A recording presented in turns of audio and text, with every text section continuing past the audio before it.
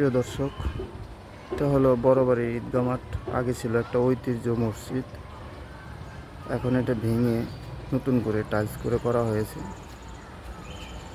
অবশ্য এটাও সুন্দর। তার পাশেই গেছে তাদের বড়বাড়ির জামে মসজিদের পারিবারিক কবরস্থান। এখানে শাসিত শুয়ে আছে অনেক মরহুম মরহুমা।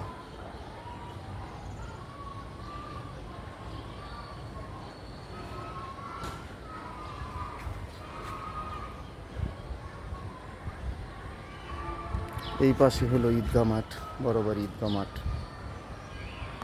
এই তো ঈদগাহ মাঠ, এখানে ঈদের জামাত অনেক মুসল্লি হয়, অনেক অনেক মুসল্লি হয়।